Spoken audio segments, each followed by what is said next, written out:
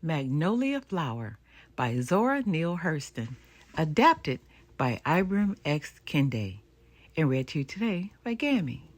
The brook laughed and sang. It hurled its water into sparkling dance figures up into the moonlight. The brook sang louder, louder, danced faster, faster, with a teasing splash at the three leaning trees on its banks. The trees awoke and began to murmur noisily of seasons and centuries, love and birth, and the transplanting of life. Nature knows nothing of death. At last the brook danced into the bosom of the mighty river, upsetting the plants who blushed from the moon's kisses. The mighty river turned in its bed and spoke. "Why, O young water, do you disturb my sleep?" "Because, O mighty one," replied the brook, "the flowers bloom. The trees and winds say beautiful things to me. The moon shines upon me with a full face, and there are people in love beneath the orange trees on my banks." "No matter," scolded the river. "I have seen millions of people in love, child." "Tell me about some of them," begged the brook. "Oh, well," the river muttered, "I suppose brooks must be humored. Long ago, humans who were pale of skin held a dark race of humans in bondage. The dark ones cried out in sorrow and woe. Not here in my country, further north. Rivers carried their tears to the sea, and the tide would bring some of them to me.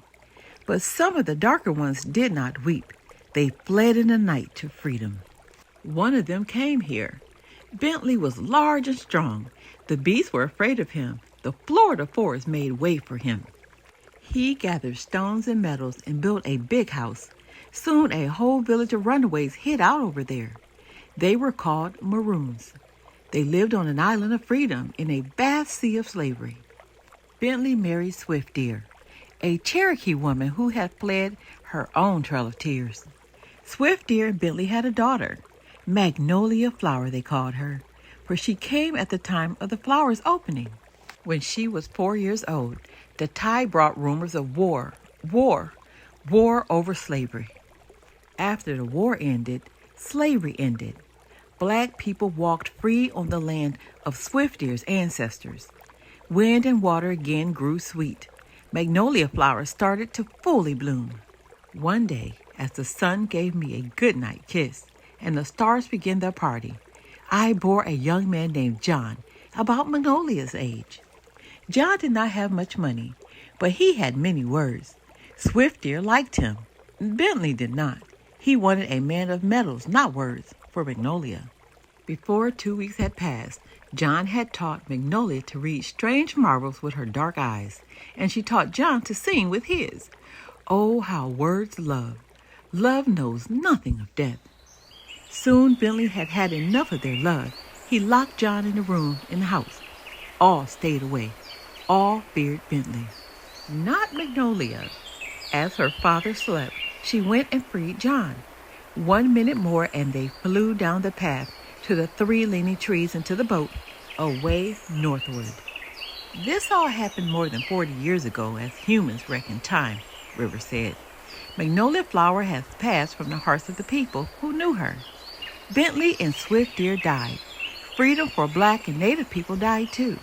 The tide brought all their tears to me, and their joy, and their love.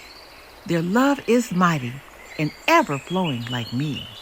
The brook had listened, thrilled to its very bottom at times. The river spoke calmly on, flowing under the moon as it moved to the sea. An old couple picked their way down to the water's edge. "It's been 47 years, John," Magnolia said sweetly. "Do you think we can find the place?" "Why, yes, Magnolia, my flower, unless they have cut down our trees. But if they are standing, we'll know them." "There they are," Magnolia pointed. They hugged the trunks of the three leaning trees. Then they hugged each other and sat down shyly upon the heaped-up roots. "John, listen."